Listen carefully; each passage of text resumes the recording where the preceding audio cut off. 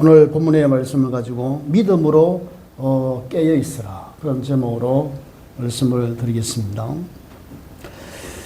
우리가 누가복음을 계속 말씀을 읽으면서 은혜 받고 있습니다. 오늘은 누가복음 21장입니다. 누가복음 21장은 우리 예수님이 제자들에게 그 예루살렘 성전의 멸망과 세상의 종말에 대해서 말씀하고 있습니다. 어떤 시대에도 개인 종말이 있잖아요. 그리고 또 국가적인 종말이 있고 시대적인 종말이 옵니다. 그렇다 할지라도 하나님의 자녀는 변함없이 언제나 믿음으로 깨어 있어야 된다, 성경은 말씀하고 있습니다.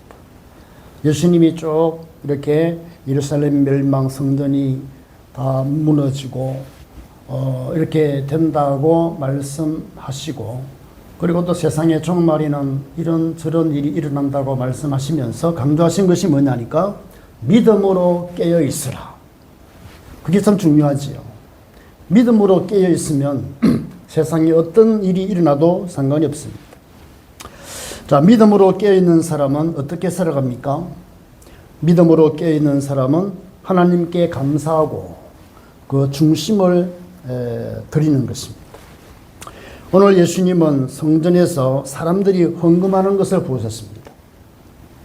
특별히 부자들의 헌금하는 모습과 가난한 과부의 헌금하는 모습을 보시면서 한 과부가 헌금을 부자보다 많이 드린 것이다, 그렇게 칭찬하십니다.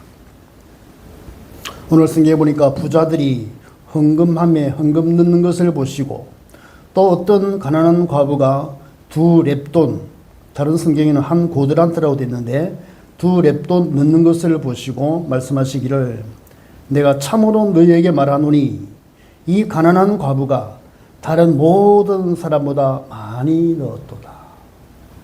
이거는 칭찬이거든요. 헌금을 보시면서 한 과부의 헌금하는 걸 보시고 예수님이 너무 흡족하신 거예요. 너무 흡족한 가운데 옆에 있는 많은 사람들에게 자랑하신 겁니다. 이 가난한 과부가 다른 모든 사람보다 많이 넣었더라. 이게 참 의미가 있습니다. 그 당시 일용직 하루 품삯에 해당하는 화폐가 바로 데나리오입니다. 데나리오, 로마 화폐인데 과부가 헌금한 2렙돈, 한 고드란토는 가장 작은 화폐의 동전인데, 이 한 고드란트는 한 데나리온의 1.3%에 해당하는 아주 적은 돈입니다. 1.3%. 그러면 예수님께서 저들은 그 풍족한 중에서 헌금을 넣었거니와 이 과부는 그 가난한 중에서도 자기가 가지고 있는 생활비 전부를 넣었다. 생활비 전부를 넣었어요. 하루 일당이 만약에 10만 원이라면 동전 500원짜리 2개, 이 정도 됩니다. 부자들은 뭐 10만 원 헌금을 하잖아요. 그런데 이 가난한 과부는 1,000원 동전 2개, 500원짜리 2개, 이거를 딱 넣었는데 이게 예수님 볼 때는 생활비 전부라는 사실을 알은 거예요. 예를 들면요, 1,000원 가지고 살 수 있는 게 풀빵 4개 주더라고요. 풀빵 4개 살 수 있습니다. 그러면 가족이 4사람이에요. 엄마, 아빠, 자녀 2. 그래가지고 이 1,000원으로 배가 고픈 가족이 이 풀빵 4개 사서 4사람이 먹어야 되는데, 그거를 안 하고 예배당에 와서 하나님께 헌금을 한 거예요. 그러니까 예수님은 생활비 전부를 넣었다고 말씀하신 겁니다. 저들은 그 풍족한 중에서 헌금을 넣었거니와 이 과부는 그 가난한 중에서 자기가 가지고 있는 생활비 전부를 넣었다. 사람이 보는 헌금의 기준과 하나님이 보시는 헌금의 기준은 전혀 다릅니다. 사람이 보는 헌금의 기준은 헌금의 양이지요. 교회가 운영하려면 돈이 많이 들어요. 그러니까 헌금 많은 것을 좋아합니다. 그게 사람의 보는 눈이지요. 그 사람의, 그러나 하나님 보시는 헌금의 기준은 뭐냐니까 그 사람의 그 마음과 중심이 담겨진 헌금이에요. 적게 받은 사람은 적게 받은 거기에서 마음 중심을 드리는 것이 헌금이고, 혹시 많이 받은 사람은 또 많이 받은 거기에서 자기의 중심을 드리는 것이 헌금이고 헌금의 기준입니다. 왜 헌금을 이야기합니까? 예배 때에 헌금은 그 마음이 담겨진 거거든요. 그 마음을 담고 헌금하는 그게 믿음의 결과, 우리의 드리는 그 중심이기 때문에 교회는 모든 사람들이 와서 하나님께 예배드리고 참 복음화의 사명을 함께 감당하는 축복의 센터 아닙니까? 공동체니까. 그래서 하나님이 준비하신 가난한 자를 통해서 하시는 뜻이 있고요. 그리고 또 부유한 자들을 통해서 하시는 하나님 뜻이 있습니다. 그게 뭐냐면 하나님이 준비하신 가난한 자들을 통해서 그 마음과 중심이 하늘 보좌를 움직입니다. 가난한 자들이 교회에 필요하거든요. 왜냐? 가난한 자들은요, 돈이 없다 보니까 항상 마음을 들이고 하나님의 보좌를 움직여요. 구약 성경이나 성경에 보면요, 예수님의 관심도 그렇고 이 가난한 자들 그리고 과부들에게 관심이 많아요. 이분들에게 상처를 주잖아요. 하나님은 노하십니다. 그 소자한 사람을 기억하고 이렇게 생각하고 배려하는 게 그 하나님의 마음이기 때문에 그게 굉장히 중요합니다. 교회 생활에 있어서 가난한 자들은요 되고 싶은 게 아니에요. 하나님 허락하신 거거든요. 그 하나님의 큰 계획이 있습니다. 그래서 교회 멤버로서 굉장히 중요한 역할을 하는데, 또 부자들을 통해서 교회 플랫폼을 만들고 시스템을 구축하고 함께 복음화의 사명을 감당하기 때문에 다 중요하지요. 그래서 믿음으로 깨어있는 사람은 부자든 가난하든 주어진 여건 속에서 최선을 다하여 헌금하고 그것을 통하여 하나님께 감사하고 중심을 드리는 게 이 시대의 믿음입니다.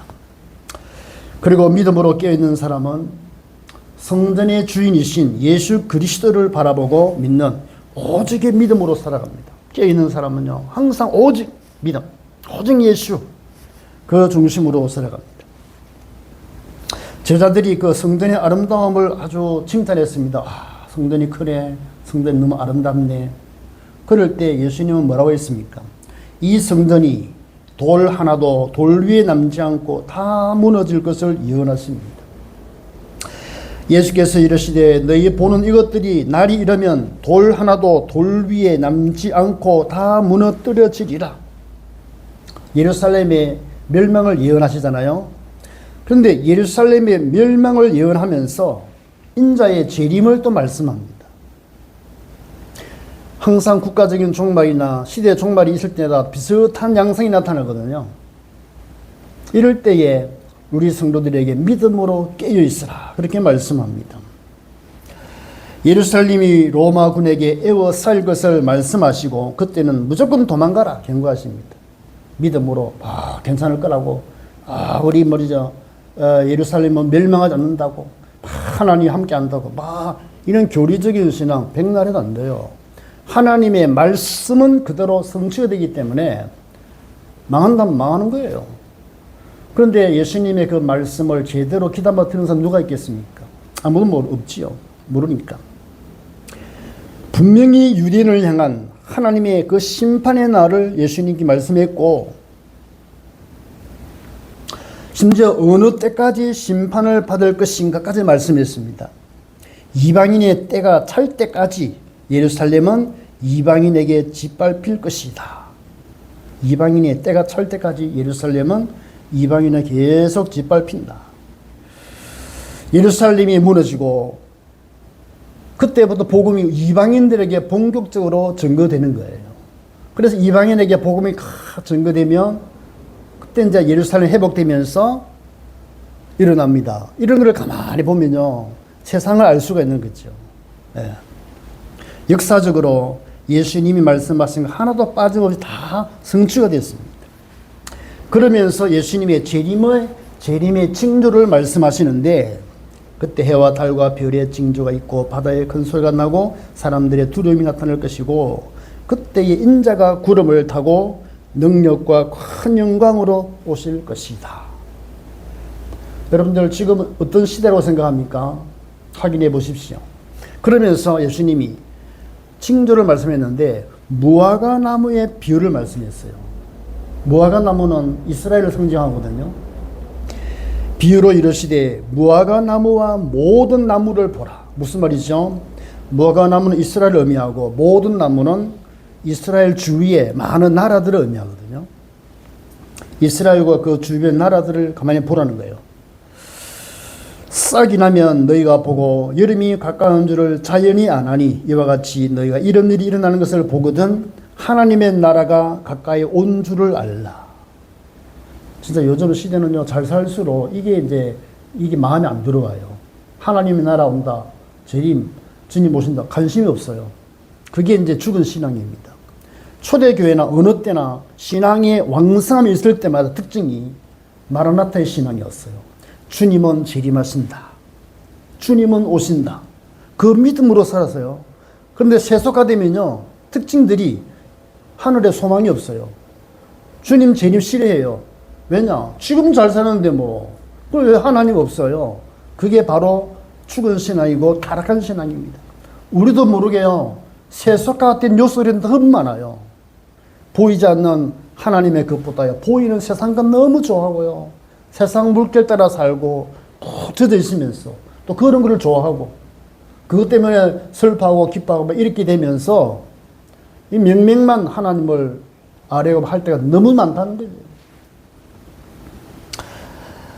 무화과 나무와 나무들이 싹이 나면 여름이 가까운 줄 알듯이 이러한 징조들이 나타나면 하나님의 나라가 가까운 줄을 알고 있습니다. 개인의 종말, 국가의 종말, 시대적인 종말이 반드시 있습니다. 이러한 종말에 따고 하면 특징들이 사람들은 너무 불안하니까 눈에 보이는 것 거기에 미혹되고 현혹되어 가지고 중요한 거 다 놓쳐버려요. 이러한 시대일수록 우리는 뭐가 필요하면 하나님의 절대적인 보호가 필요하고 더 하나님의 도움이 더 필요한 시대 아닙니까? 오직 예수, 복음적인 신앙이 정말 필요합니다. 복음을 외치는데 복음적인 신앙이 없는 사람 참 많아요. 그리스도 하면서 그리스도의 내용은 하나도 없어. 성령님을 거스려 버리고요, 자기 뜻대로 되면서 이렇게 하나님도 이용하고요, 복음도 이용하고, 다 보면 돈이야. 알고 보면 모든 것은 하나의 이용 가치가 있고요, 결국은 돈인 거예요. 이게 타락이잖아요, 이게. 그런데 사람들이요, 이거를 좋아합니다. 말세의 정상 아닙니까? 말세에 고통이 있다가 오는데 돈을 좋아해요, 사람들이.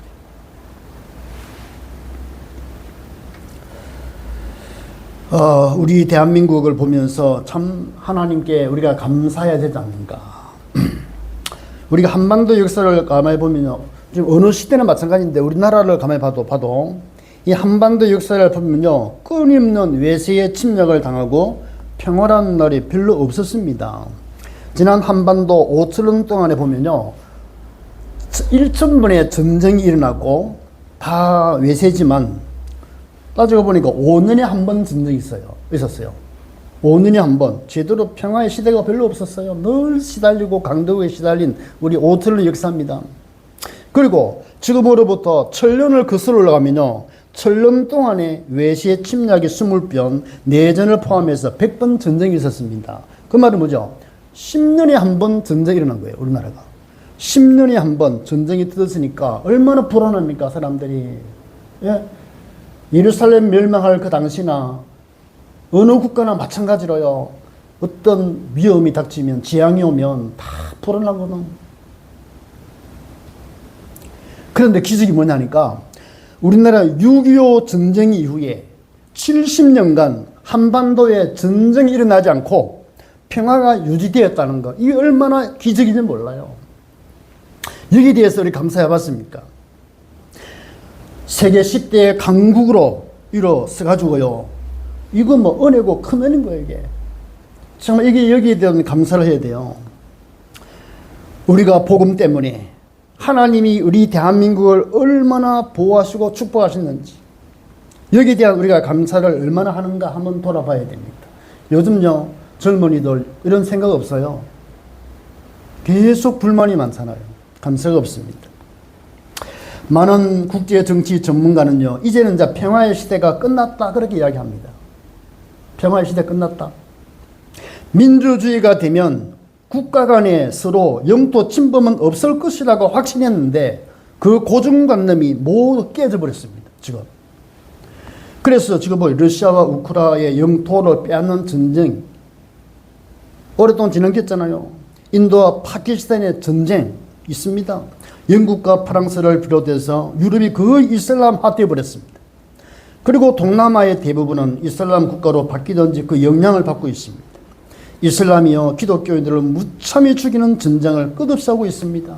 나이지리아 진짜 계속 지금 뻔뻔하게 기독교인들 무참히 죽입니다.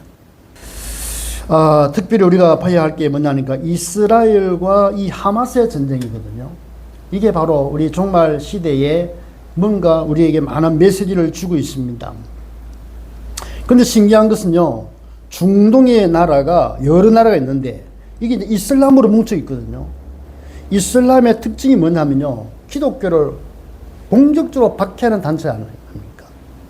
그런데 신기한 것은요, 이슬람을 공격하고 부술 수 있는 나라는 오직 이스라엘밖에 없어요. 미국도 아니에요. 영국도 아닙니다. 이스라엘을 대적하고 이스마엘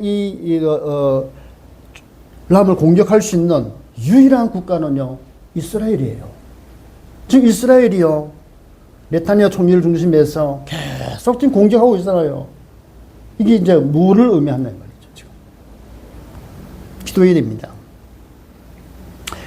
이스라엘이요, 이슬람 국가들을 공격하고 싸우는 걸 보면 뭔가 이 세상의 종말이 어떻게 흘러간다는 것을 뭔가 짐작할 수 있지 않나. 그게 바로 예수님이 말씀하신 무화과 나무와 모든 나무를 보라. 분명히 말씀했잖아요. 무화과 나무 이스라엘과 그 주위 나라들을 가만히 보라는 거예요, 지금. 영적인 전쟁이요, 표면적으로 지금 나타나고 있습니다, 지금. 예.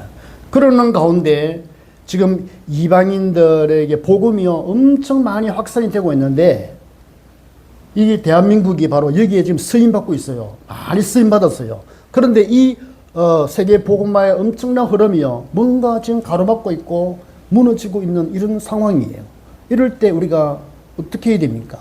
하나님의 뜻이 있지 않겠습니까? 참 그야말로 지금은요, 참 대혼란의 시대입니다. 이럴 때 우리는 어떻게 살아가야 되는가? 오늘 성경에 보니까 말씀과 기도로 깨어 있어라. 예수님 말씀. 자, 한번 따라 합시다. 말씀과 기도로 깨어 있으라. 예. 말씀과 기도로 깨어 있으라. 믿음으로 깨어 있는 사람은요, 하나님께 감사하고 중심을 드리는 거고, 믿음으로 깨어 있는 사람은 성전의 주인이신 예수 그리스도를 바라보고 믿음으로 살아갑니다. 그러면 구체적으로 이제 이 결론이에요. 다 했습니다. 어떻게 그러면 믿음으로 살아가는가? 그게 예수님이 말씀하신 게 뭐냐니까, 사람에게 미혹을 받지 않도록 주의하라. 어떤 어려움이 있으면요, 너무 걱정하던 체질이 이 문제가 생겨버리면 미혹돼 버려요. 혼란스럽고. 오직 믿음으로 사는 사람에게 미혹을 받지 않도록 주의하라. 사람들은요, 이런 말 저런 말 유튜브 들어보세요. 막 별 이야기 다 합니다. 그 미혹되지 말라는 거예요, 지금. 복잡할수록 이런 거 딱 닫고 뭐 해야 됩니까? 말씀, 기도로 들어가야 됩니다. 지금 혼란한 시대라니까요. 유튜브 그거 가지고 지금 여러 가지로 혼란스러운 게 많아요. 좋은 거 많잖아요, 거기에. 필요한 거는 필요하겠지만 그래도 미혹시키는 게, 미혹시킬 때는 옳은 걸로 미혹시키잖아요. 다 편리한 거 줍니다. 그런데 다 빼는 게 뭐냐? 기도 못하게 하고 공부하게 만들어가지고 복음에 집중 못하게 하는 거예요. 유튜브에 잡혀버리면요, 메시지가 안 들어가요. 뭔가 잡혀놓으니까. 이게 이제 불신앙이죠. 오직 믿음으로 살아가는 것은 예수님이 말씀하신 대로 사람에게 미움을 받지 않도록 주의하라. 그리고 또 한 가지가 소문에 두려워하지 말라. 소문. 난리, 소문이 막 들리잖아요. 어디서 뭐든 터졌다 막 이렇게. 그때 그 소문에 두려워하지 말라. 염려, 두려움 틀리다 보니까 조금 일어나면 막 바로 반응 나타납니다.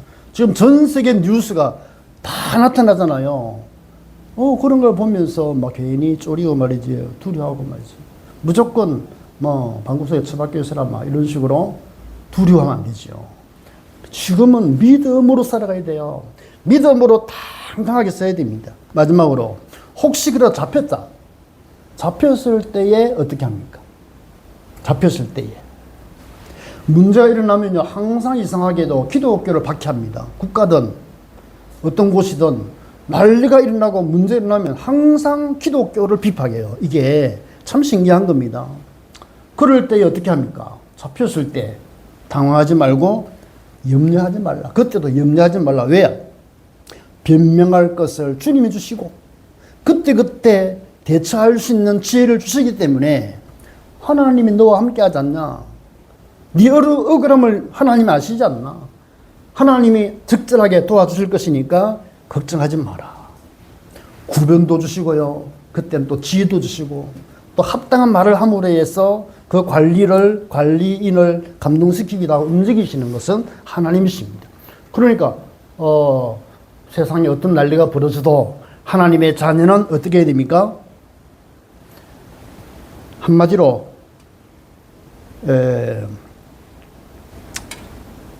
오늘 제목이 말씀과 기도로 깨어있으라. 말씀과 기도로 깨어있습니다. 그러면 어떤 축복이 있습니까? 성경에 보니까 너희의 인내로 너희 영혼을 얻으리라. 구원이 최고입니다.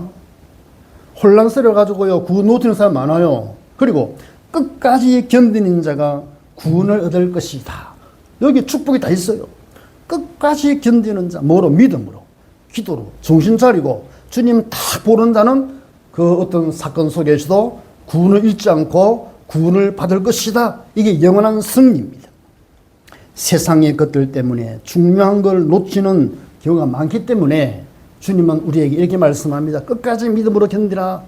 구원의 축복이 이룰 것이야. 축복이 있을 것이다. 승리하기를 주의 이름으로 축복합니다. 살아계신 하나님, 주님의 은혜를 감사합니다. 오늘도 귀한 말씀, 이 마지막 시대에, 대혼란의 시대에 우리에게 주신 귀한 말씀, 무화과 나무의 그 비유를 통하여 여러 가지 징조가 있을 것이나 염려하나 걱정하지 말고 주님의 재림이 가까운 줄 믿고 언제든지 주님이 재림하시더라도 흔들리지 않는 믿음으로 기도로 깨어있으라고 우리에게 말씀하셨습니다.